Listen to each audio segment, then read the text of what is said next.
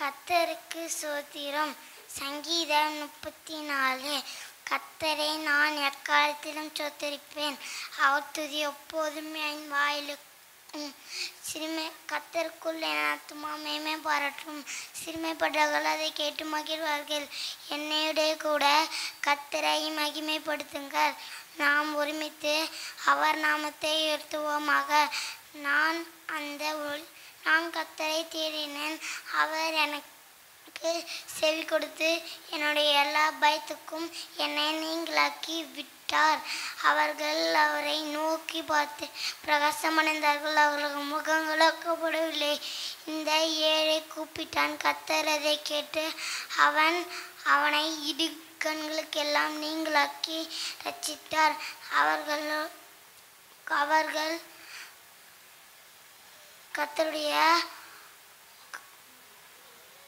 கர்த்தருடைய தூதர்களே, நீங்கள் யாவரும் அவரை துதியுங்கள். அவரை பயந்தவர்களை துதியுங்கள். சூழ பாளையம் எங்கே அவர்களை விரிக்கிறாராக. கர்த்தர் நல்லவர் என்பதை ருசித்து பாருங்கள். அவர் மேல் நம்பிக்கையாக இருக்கிற மனுஷன் பாக்கியவான். கர்த்தர் பரிசுத்தவான்கள். அவருக்கு பயந்தவர்கள் அவருக்கு பயந்தவர்களை ஒரு குறையும் இல்லை. சிங்கக்குட்டிகள் தாழ் செடியும் பட்டினே கிடைக்கும். கர்த்தரை தேடுவதற்கோ ஒரு நேரம் குறையப்படாது. சங்கீதம் 49. ஜனங்களே, நீங்கள் எல்லோரும் இதை கேளுங்கள். பூமியின் குடிகளே, சிறியோரும் பெரியோரும் ஐஸ்வர்யவான்களும் எளியருமாக நீங்கள் எல்லோரும் ஏகமாய் செவி கொடுங்கள். என் வாய்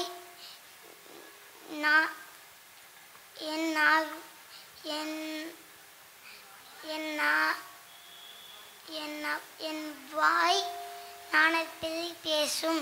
என்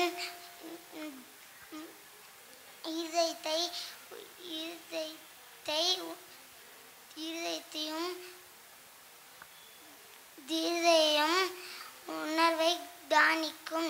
என் செவியை உவமைக்கு சாய்க்கும் போதே என் மறைபொருளை சுரம்படத்தின் மேல் வெளிப்படுத்துவேன். என்னை தவறுகளுடைய அக்கிரமம் என்னை சூழ்ந்து கொள்ளும். தீங்கு நாட்களில் நான் பயப்பட வேண்டியது என்ன? சங்கீதம் 122. கர்த்தருடைய ஆலயத்துக்கு போவும் வாருங்கள் என்று எனக்கு அவர்கள் சொன்னபோது மகிழ்ச்சியாக இருந்தேன். எருசலேம், உன் வாசல்களில் எங்கள் கால்கள் நிற்கலாயிற்று. எருசலேம் இசைவினைப்பான நகரமாய் கட்டப்பட்டிருக்கிறது. அங்கே இஸ்ரவேலுக்கு சாட்சியாக கர்த்தருடைய ஜனங்களாகிய கோத்திரங்கள் கர்த்தரின் நாமத்தை ஸ்தோத்திரிக்க போவோம். அங்கே தாவீதின் வம்சத்தாருடைய சிங்காசனங்களாகிய நியாயாசனங்கள் வைக்கப்பட்டிருக்கிறது. எருசலேம், சமாதானத்துக்காக வேண்டிக் கொள்ளுங்கள்.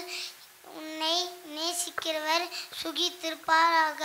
உன் அலங்காரத்துக்குள்ளே சமாதானமும் இருப்பதாக. உன் அரண்மனைக்குள்ளே சுகமும் இருப்பதாக. என் சகோதரர் மித்தம், என் சிநேகிதர் மித்தம் உன்னில் சமாதானமும் இருப்பதாக என்பேன். என் தேவனாகிய கர்த்தர் ஆலயத்தின் மித்தம் உனக்கு நன்மை உண்டாக தேடுவேன். சங்கீதம் 127. கர்த்தாவே, கர்த்தருடைய வீட்டிலும் கர்த்தர் வீட்டை கட்டாரார்கள், அது கட்டவுமே செவித்தார். கர்த்தர் நகரத்தை காவலாகிற அந்த காவலர் விழித்திருப்பது விருதா. நீங்கள் அதிகாலையிலே எழுந்து நேரப்பட வேலையிலே தரித்து வருத்தத்தை அப்பத்தை சாப்பிடுவதும் விருதா. அவரோ தமக்கு பிரியமானவர்களுக்கு நித்திரை அளிக்கிறார்.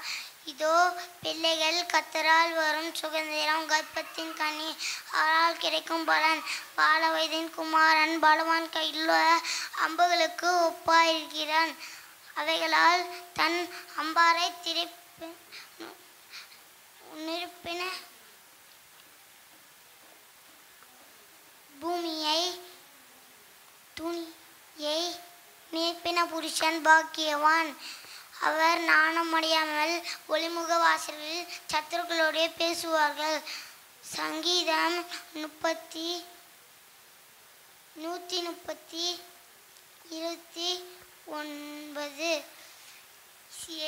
சிறு வயது தொடங்கி அநேக தரம் என்னை நெருக்கினார்கள். என் சிறு வயது தொடங்கி அநேக தரம் நெருக்கியும் மேற்கொள்ளாமல் போனார்கள். உழுகிறவன் என் முதுகையும் உழுது தங்கள் படைச்சால்களை நீளமாக்கினார்கள். கர்த்தரோ நீதி உள்ளவர், துமாக்கருடைய கயிறுகளை அறுத்தார் என்று இஸ்ரவேல் இப்பொழுது சொல்வாராக. சியோனை பகைக்கிற அனைவரும் வெக்கி பின்னிட்டு திரும்ப கடவர்கள்.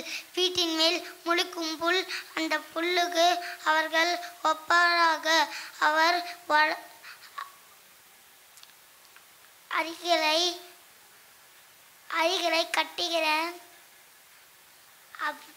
அறிகிறவன் அதனால் தன் கையையும் அரிகளை கட்டுகிறவன் தன் மடியையும் நிரப்புவதும் இல்லை. கர்த்தருடைய ஆசீர்வாதம் உங்களுக்கு உண்டாவதாக. கர்த்தரின் நாமத்தை உங்களுக்கு ஆசீர்வதிக்க வழிபோக்கர் சொல்லுவதும் இல்லை. சங்கீதம் 135. அல்லேலூயா. கர்த்தருடைய நாமத்தை துதியுங்கள், கர்த்தரின் ஊழியக்காரரை துதியுங்கள்.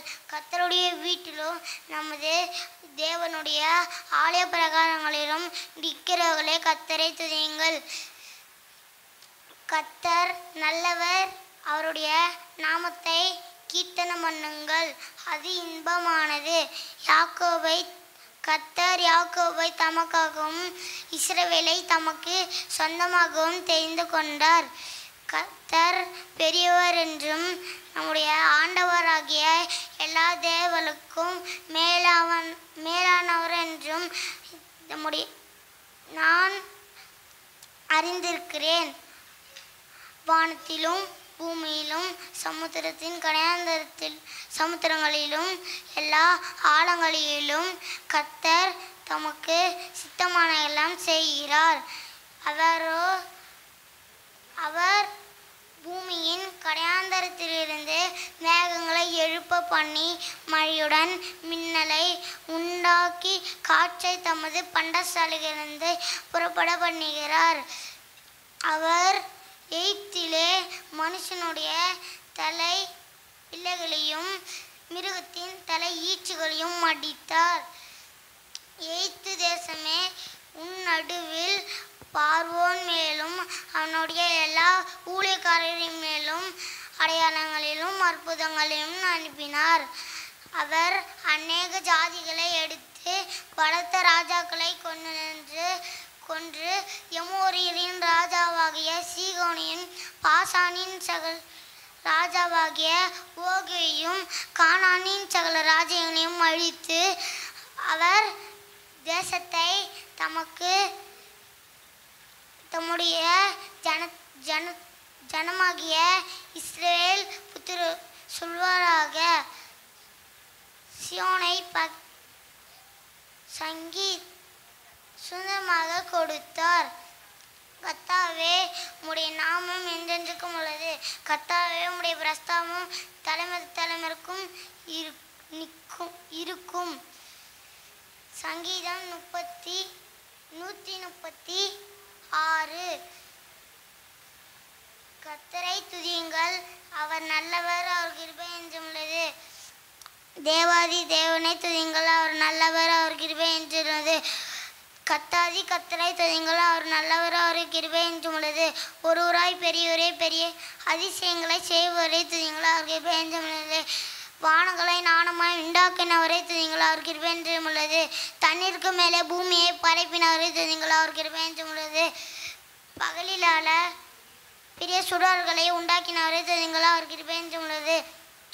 பகலிலால சூரியனை படைத்தவரை துதிங்கள், அவர் கிருபை என்றும் உள்ளது. எய்த்தில் சந்திரனை இரவிலால சந்திரனையும் நட்சத்திரங்களையும் படைத்தவரை துதிங்கள், அவர் கிருபை என்றும் உள்ளது. சங்கீதம் எய்த்துடைய தளச்சங்களை சங்கரித்தவரை துதிங்களோ, அவர் கிருபை என்றும் உள்ளது. சங்கீதம் 139. கர்த்தாவே, நீர் என்னை ஆராய்ந்து அறிந்திருக்கிறீர், என் உட்கார்தலையும் என் எழுந்துதலையும் நீர் அறிந்திருக்கிறீர். என் நினைவுகளை தூரத்திலிருந்து அறிந்திருக்கிறீர். நான் நடந்தாலும் படுத்திருந்தாலும் என்னை சூழ்ந்து கொள்கிறீர். இந்த அறிவு என் வழிகள் எல்லாம் உமக்கு தெரியும். என் நாவில் சொல் பிறவாத முன்னே இதோ கர்த்தாவே, அதையெல்லாம் நீர் அறிந்துகிறீர். முற்புறத்திலும் பிற்புறத்திலும் நீர் என்னை நெருக்கி உமது கரத்தை என் மேல் வைக்கிறீர். இந்த அறிவே எனக்கு மிகுந்த ஆச்சரியமும் மெட்டாதவுமாகுது. உடைய ஆவிக்கும் மறைவாக எங்கே போவேன்? உமது சமூகத்தை விட்டு எங்கே ஓடுவேன்? நான் வானத்துக்கு ஏறினாலும் நீர் அங்கே இருக்கிறீர். நான் பாதாளத்தில் படுக்கை போட்டாலும் நீர் அங்கேயும் இருக்கிறீர். நான் விடிய காலத்தில் சட்டகளைத்து சமுத்திரத்தின் கடையாந்தரத்திலே போய் தங்கினாலும் அங்கேயும் உமது கை என்னை பிடிக்கும். உமது நடத்தும். உமது வலதுகரம் என்னை பிடிக்கும். சங்கீதம் 148. அல்லேலுயா. வானங்களில் உள்ளவர்களே கர்த்தரை துதியுங்கள், உன்னதங்களில் உள்ளவர்களே அவரை துதியுங்கள். அவருடைய தூதர்களை நீங்கள் யாவரும் அவரை துதியுங்கள், அவருடைய சேனைகளை நீங்கள் யாவரும் அவரை துதியுங்கள். சூரிய சந்திரரே அவரை துதியுங்கள், பிரகாசமுள்ள நட்சத்திரங்களே அவரை துதியுங்கள். வானாதி வானங்களே அவரை துதியுங்கள், ஆகாய மண்டலத்தில் மேல் உள்ள தண்ணீர்களே அவரை துதியுங்கள். அவர்கள் கர்த்தரின் நாமத்தை துதிக்க கடவுது. அவர் கட்டளையிட அவர்கள் சிருஷ்டிக்கப்பட்டது. அவர் அவைகளை எந்தெந்தமுள்ள சதா காலத்திற்கும்படி செய்தார். மாறாத பிரமாணத்தை அவர்களுக்கு நியமித்தார். பூமியில் உள்ளவர்களே கர்த்தரை துதியுங்கள். மகா மச்சங்களை சகல ஆழங்களே அக்னியா கல்மலையா உருந்தமலையா மூட்பனியா சொப்படி செய்யும் பெருங்காற்றை மலைகளே சகல மேடைகளே கனிமரங்களே காய்ச்சி மரங்களே சில கேதுர்களே காட்டு மிருகங்களே சில நாட்டு மிருகங்களே ஊரும் பிராணிகளே இரவுள்ள பறவைகளே பூமியின் ராஜாக்களே சகல ஜனங்களே பிரபுக்களே பூமியில் உள்ள சகல நியாயாதிபதிகளே வாலிபரே கன்னியர்களே முதிரோர்களே பிள்ளைகளே கர்த்தரை துதியுங்கள். அவர்கள் கர்த்தரின் நாமத்தை துதிக்க கடவுது.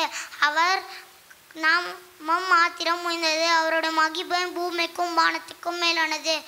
அவர் தம்முடைய பரிசுத்தவான்கள் யாவருக்கும் தம்மை சேர்ந்த ஜனமாகிய இஸ்ரவேல் புத்திரருக்கும் கொண்டாட்டமாக ஒரு கொம்பை உயர்த்தினார். தம்முடைய ஜனத்துக்கு ஒரு கொம்பை உயர்த்தினார். அல்லேலூயா.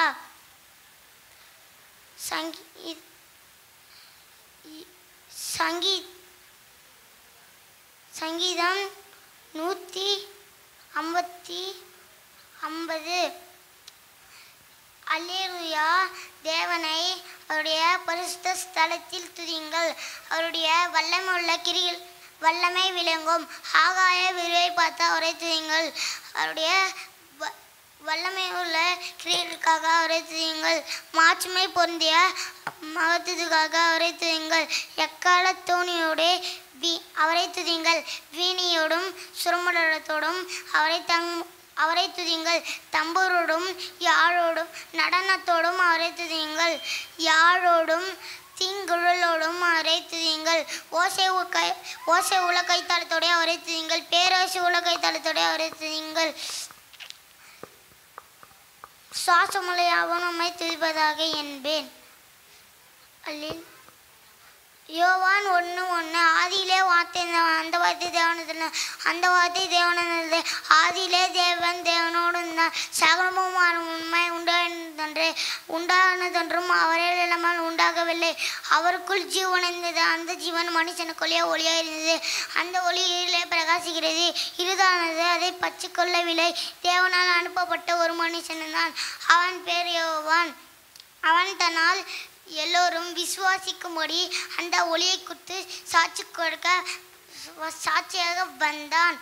அவன் அந்த ஒளி அல்ல, அந்த ஒளியை குறித்து சாட்சி கொடுக்க வந்தவனாயிருந்தான். உலகத்தை வந்து எந்த மனுஷனையும் பிரகாசிக்கிற ஒளி மெய்யான, அந்த மெய்யான ஒளி. அவர் உலகத்தில் இருந்தால் உலகமோ அவரை அறியவில்லை. அவர் மூலமாய் உண்டானதொன்று உலகமோ அவரை அறியவில்லை. மத்தேயு 6:9 பரமண்டலை எங்கள் ஜெயம் பண்ண வேண்டிய விதமானது. பரமண்டலை பிதாவே, உம்முடைய நாமம் பரிசுத்தப்படுவதாக, உடைய ராஜமுறை சித்தம் பரமண்டலை செய்வது போது பூமியில் செய்யப்படுவதாக. இஞ்சங்கள் ஆகிறத இஞ்சங்களுக்கு தாரும், எங்களுக்கு கடன் அழைத்து மன்னித்த போல எங்கள் கடன்களை மன்னியும், எங்கள் சோதனைக்கப்படும் தீர்ந்துரைச்சுகளும் ராஜ்யமும் வல்லமையும் மகிமையும் என்றதுக்கு முடியல. ஆமீன் என்பதே சோத்திரம்.